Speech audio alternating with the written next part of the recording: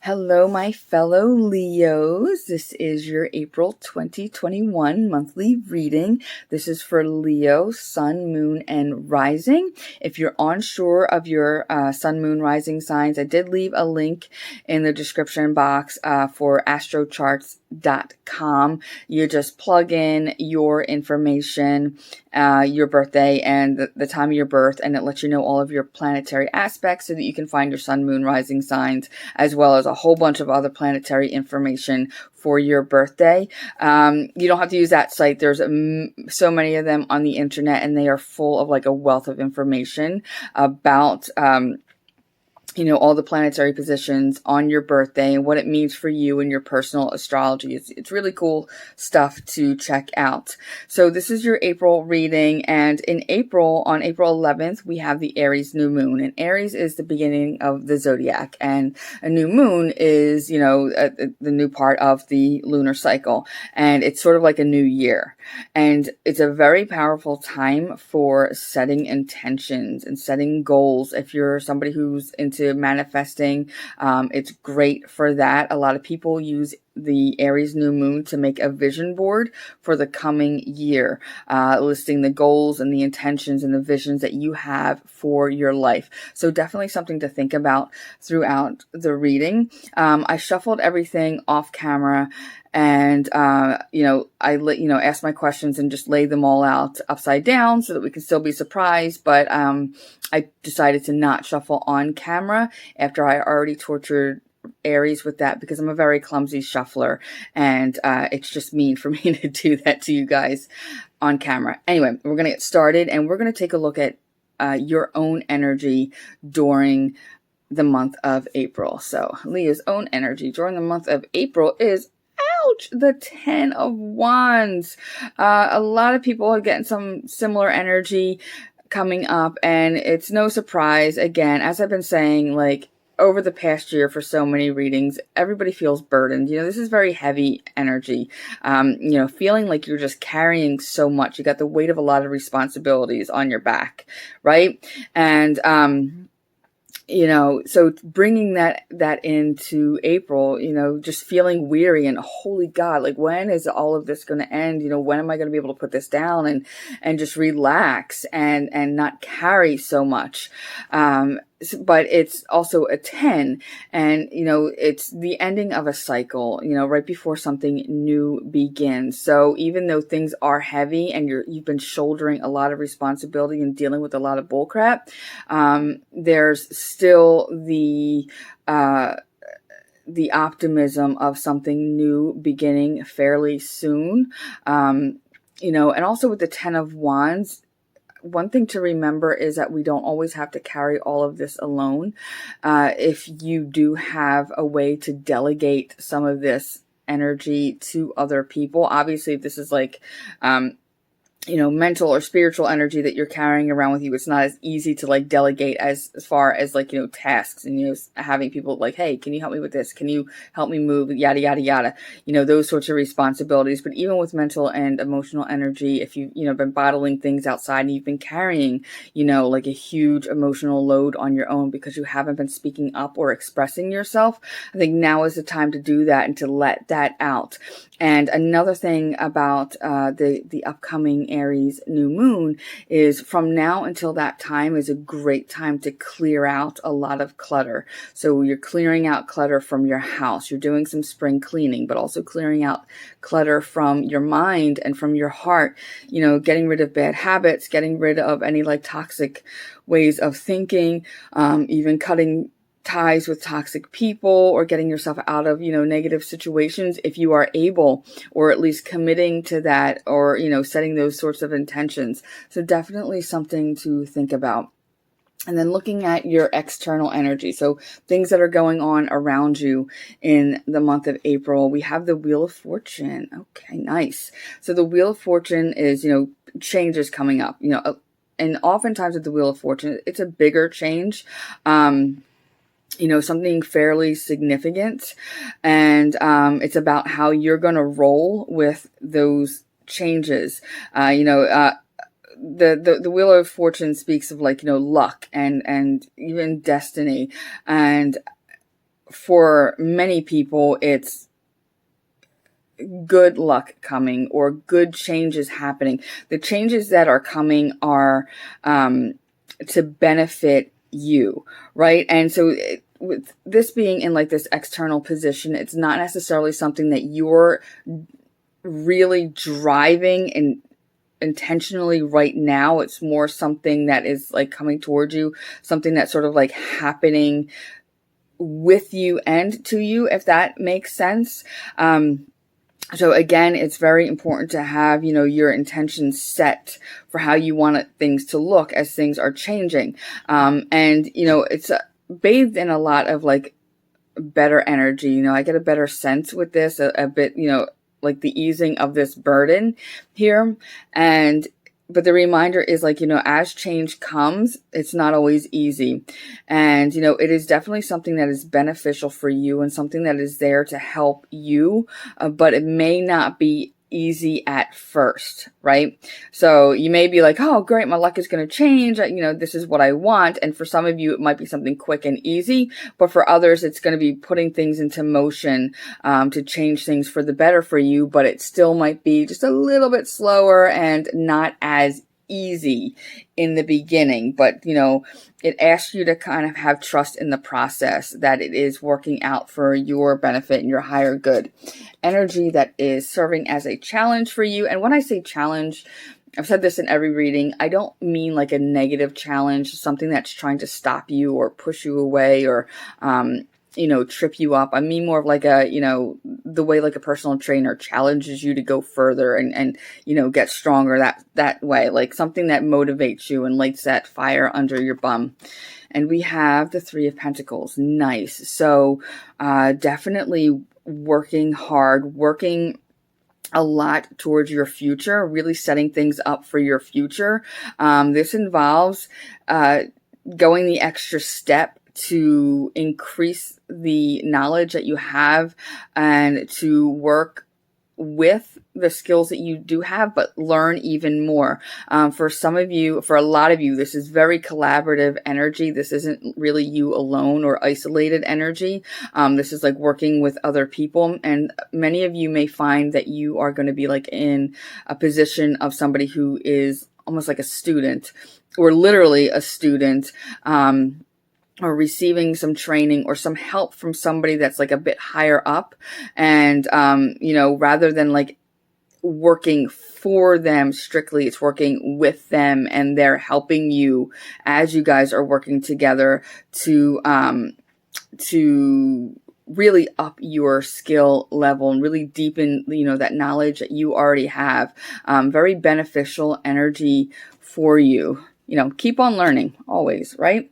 And then looking at energy that is helping you in April, we have the Fool. Great, excellent, beautiful energy. So new beginnings, right? So again, we have April 11th coming up. We're like decluttering things. We're welcoming change. We're trusting in that process and we're being willing to learn. And with the Fool, there's a lot of new energy and a lot of, having faith in, what's coming up and being willing to accept something newer that is coming into your life. And I'm not actually going to expand on, I want to keep it simple with that. I just feel the need to, instead of like blah, blah, blah, blah, blah, keep it very simple with that. We started off heavy and it wants, to get lighter, and just a reminder that a lot of what you're going through, is bringing some benefit to you. Energy representing like your hopes and fears that, will kind of like take more center stage during this month. We have the Queen of Pentacles. So definitely thinking about your resources, your finances, what you're doing with work, thinking about your health, your physical health, mental health, emotional health, even spiritual health at times as well. But, in relation to hopes and fears, this is you, thinking, what are you worried about and what can you do about the things that cause you anxiety as far as your money, as far as health, as far as like all of those practical matters. And, what do you hope to change and how can you change it? So again, setting those intentions, for the not just the coming month, but the coming year as well. The Queen of Pentacles is, she's very, like luxurious energy almost. She's very nurturing as well, very stable and secure energy. She is, she's somebody who got to where she is by working and being organized and efficient. She's got leadership qualities, and this can also be this. Yeah, I was gonna say this can also be like, we're looking at it in the context of hopes and fears too, but you also may have somebody around you that's able to help you with those sorts of practical matters. So definitely reach out, because it's somebody who can help you reach like your goals and things that you hope for, and hope that can help you work through some of your fears and organize things so that they're not as scary. For a lot of people, finances are scary, especially right now, and it's easy to avoid them because you don't really want to know what's actually going on, and it causes you a lot of anxiety. And this is the energy that, takes a look at it and really kind of confronts it and decides, what to do with, the reality of the situation and where to go from here. She's lovely, lovely energy to have. I love the Queen of Pentacles. All right, looking at energy that we want to avoid in April, we have the Six of Pentacles. So with this, I say we want to avoid overtaxing ourselves, in any direction. Six of Pentacles is a lot of give and take energy. It's about being generous with your time, being generous with your resources, your money, but also being willing to receive. Sometimes you might be somebody who relies on the generosity of others, and that's okay. You might be somebody who needs help, and you want to be able to keep that in balance. You want to avoid getting that nice little cycle out of balance, whether it's by, giving way too much of yourself. It's always good to give of yourself and to help, but sometimes we tend to give way too much of ourselves and then we deplete ourselves, and you don't want to do that, because then you're on the other side needing more help and needing somebody to come in and be generous with you. Or oftentimes when we deplete ourselves, we don't speak up for help, and we don't say, I actually need somebody to come, give me some assistance here. I actually, need a financial assistance, or I need assistance with, health matters or anything like that. A lot of people are reluctant to ask for help because it's, seen as weakness to some. You don't feel worthy, or you feel like a burden. So you want to avoid those feelings. And if you find that you're in a position where you need help, speak up. If you find that you're in a position where you can give help, do so as well. It's about keeping that balance and avoiding getting that, overextending in either direction.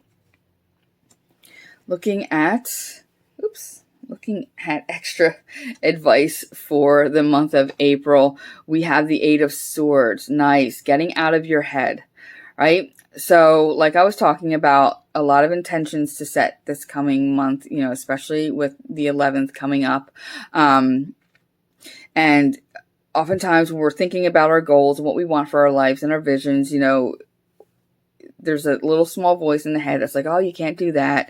And little nagging doubts that tell you why something's not going to work out, or why it's not worth dreaming, or why it's not worth having goals. The Eight of Swords is that energy. It's all the things that are like inside your own head that are stopping you from reaching your potential, stopping you from taking, that big leap of faith here that we see in the Fool card. And as I always say, when we have self-doubts and we have fears, we have anxieties, it's not because we just one day just decided, oh, it's a great idea to have anxiety and I really want to worry about stuff. Nobody does that, right? Those things are in our mind for a reason. It's because of things that we've gone through. It's because of things that people have done to us. It's, situations that we've been in. It's our experiences. So it's not invalid to have any kind of worries or any kind of doubts.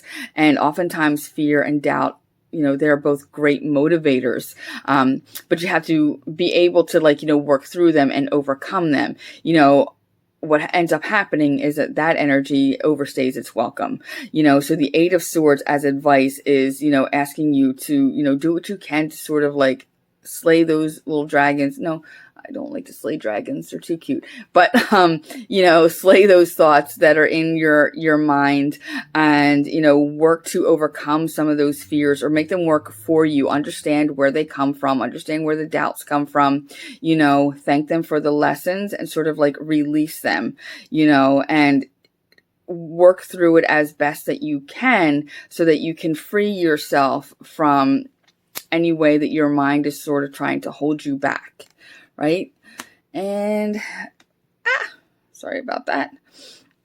And then looking at upcoming energy to think about throughout the month of April, we have the Five of Pentacles. Ouch. All right, Five of Pentacles is...